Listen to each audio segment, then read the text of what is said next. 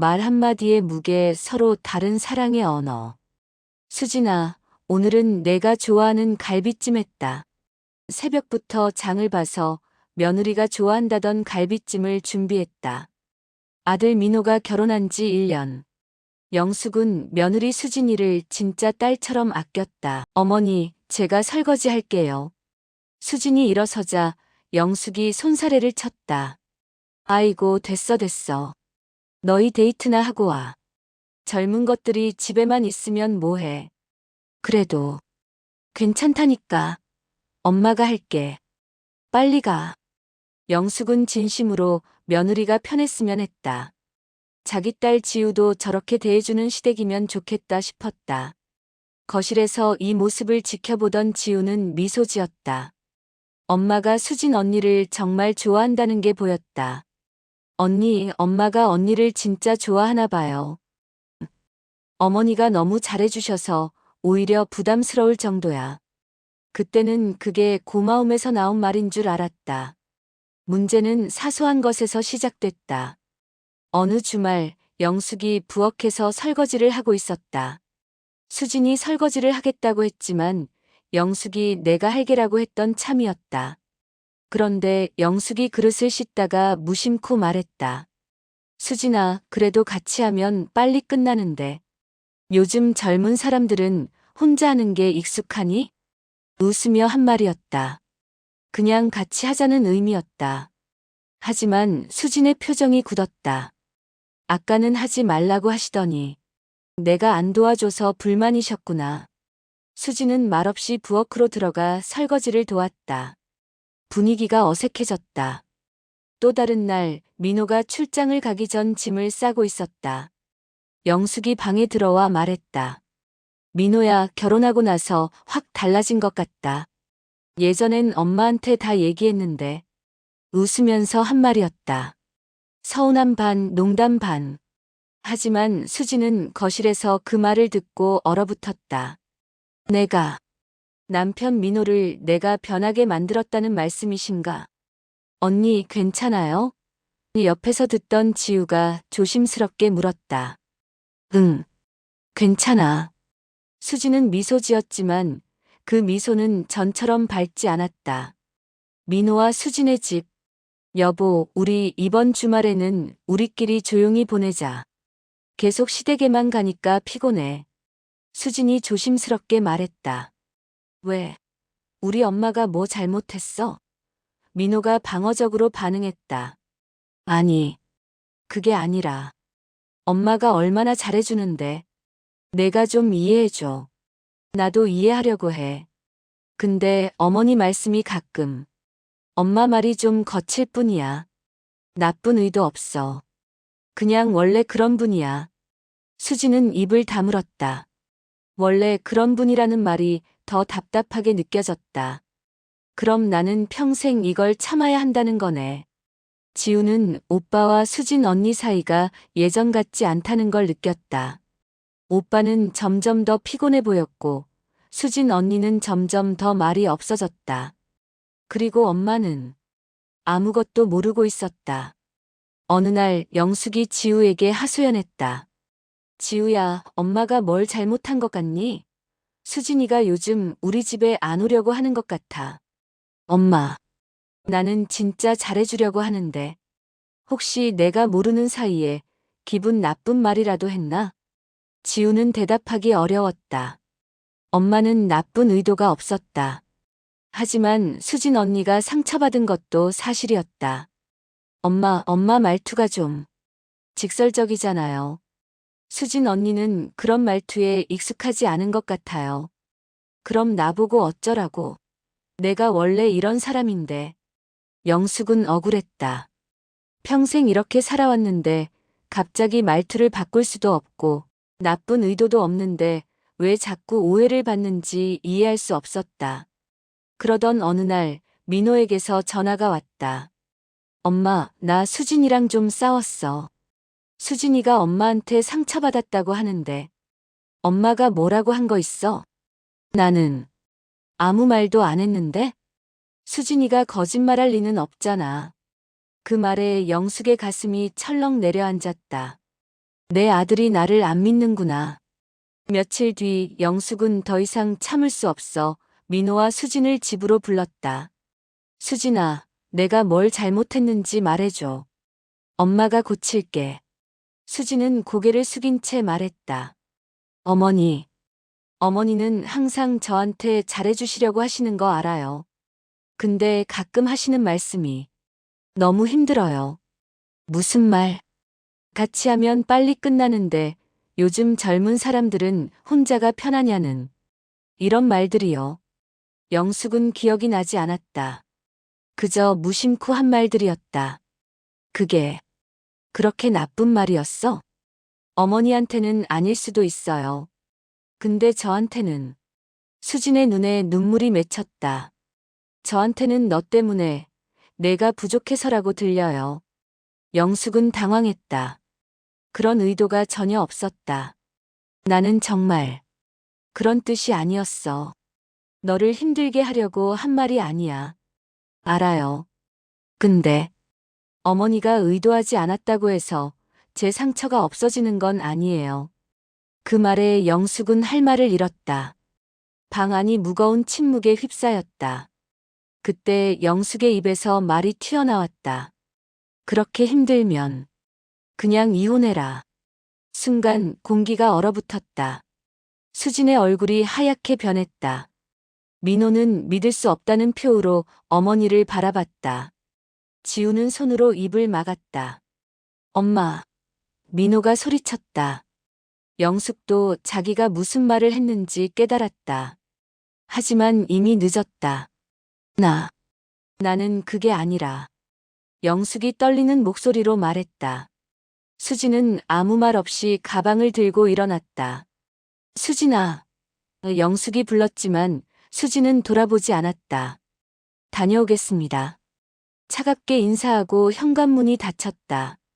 민호가 어머니를 노려봤다. 엄마. 어떻게 그런 말을 할 수 있어?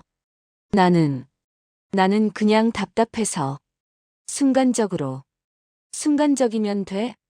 그게 얼마나 큰 상처인지 알아? 민호도 수진을 따라 나갔다. 거실에는 영숙과 지우만 남았다. 영숙은 그제야 무너져 내렸다. 내가 미쳤나 봐. 어떻게 그런 말을. 그날 이후 수진은 영숙의 전화를 받지 않았다. 문자도 읽지 않았다. 수진아, 엄마가 미안해. 그런 뜻이 아니었어. 제발 한 번만 만나자. 답은 없었다. 민호를 통해서도 연락이 안 됐다. 엄마, 수진이가 지금은 엄마 얘기 듣고 싶지 않대. 내가 사과할게. 뭐든지 할게. 지금은 시간이 필요한 것 같아. 지우는 매일 우는 어머니를 보며 마음이 찢어졌다. 내가 아들을 잘못 키웠나 봐.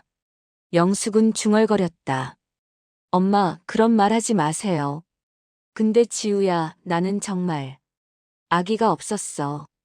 그냥 답답해서 나온 말이었는데. 알아요, 엄마. 그럼 왜 날 이렇게 미워하는 거야? 한 번의 실수도 용서 못 해주는 거야? 지우는 대답할 수 없었다.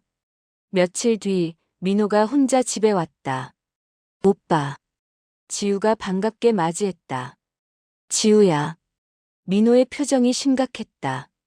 왜? 무슨 일 있어? 민호는 한참을 망설이다 말했다. 수진이가 통화를 녹음했더라. 뭐? 엄마랑 통화한 거, 우리 집에서 나눈 대화들. 다 녹음해뒀어. 지우는 충격을 받았다. 왜? 수진이 말로는 혹시 모를 일에 대비해서라고.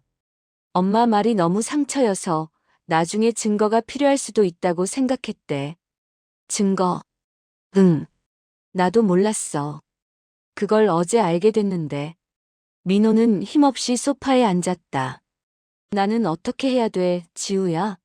엄마도 수진이도 다 내 가족인데. 지우는 오빠의 어깨를 감싸 안았다. 그날 밤 지우는 혼자 생각에 잠겼다. 엄마는 나쁜 사람이 아니다. 그저 말이 거칠고 직설적일 뿐이다. 며느리를 진심으로 아끼고 잘해주려 했다. 수진 언니도 나쁜 사람이 아니다. 그저 섬세하고 말에 민감할 뿐이다. 상처를 받았을 때 표현하지 못하고 속으로 사겼다. 두 사람은 모두 자기 방식대로 최선을 다했다. 하지만 그 방식이 너무 달랐다. 엄마는 사랑을 표현할 때 행동으로 보여줬다.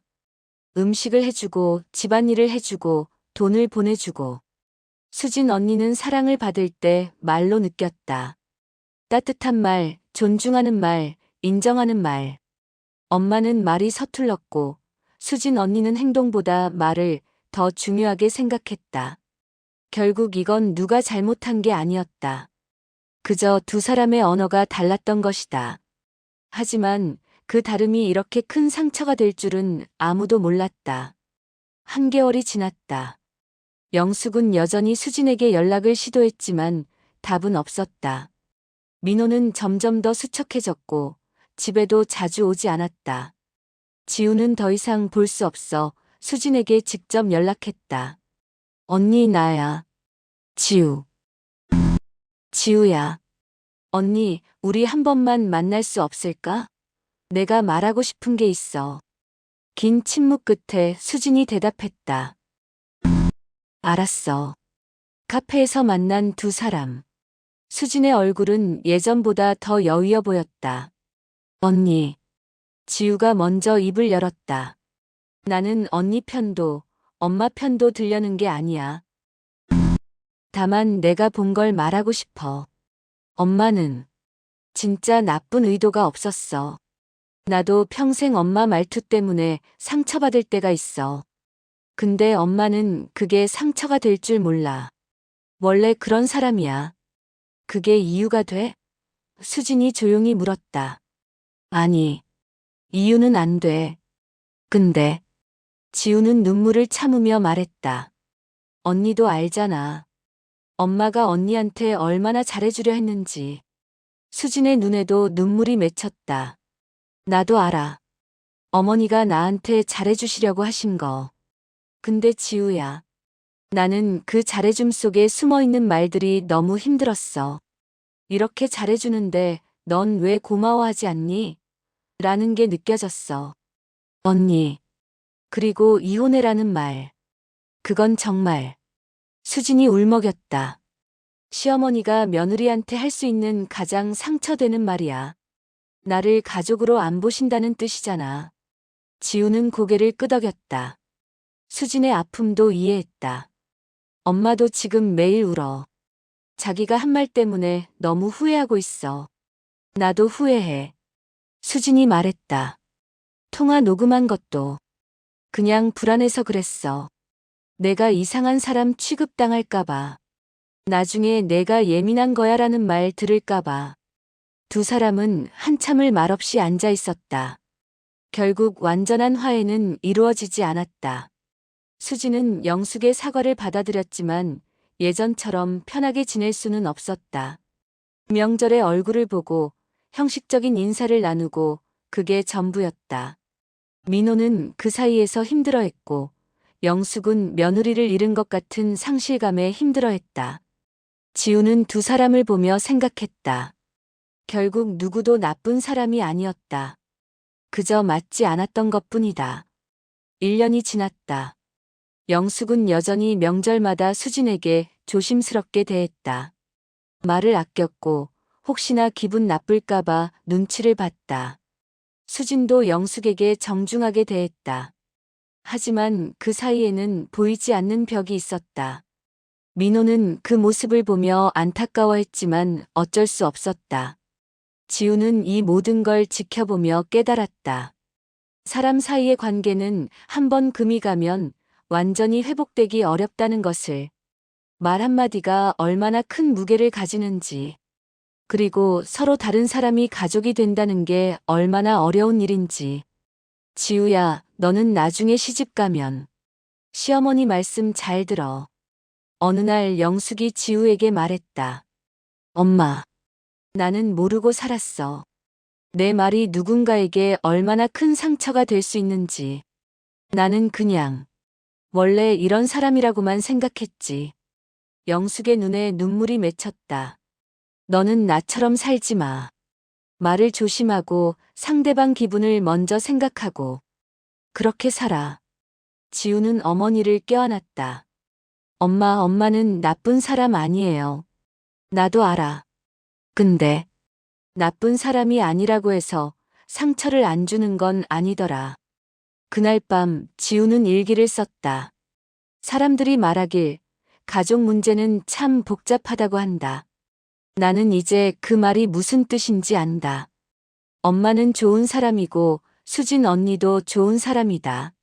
하지만 좋은 사람들끼리도 상처를 주고받을 수 있다. 그리고 그 상처는 아물지 않을 수도 있다. 나는 이 모든 걸 지켜보며 배웠다. 말의 무게를, 사랑의 방식이 사람마다 다르다는 것을, 그리고 가족이라는 이름이 모든 걸 해결해 주지는 않는다는 것을. 언젠가 엄마와 수진 언니가 다시 편하게 웃을 수 있는 날이 올까? 나는 모르겠다. 하지만 희망은 버리지 않으려 한다. 왜냐하면 우리는 여전히 가족이니까.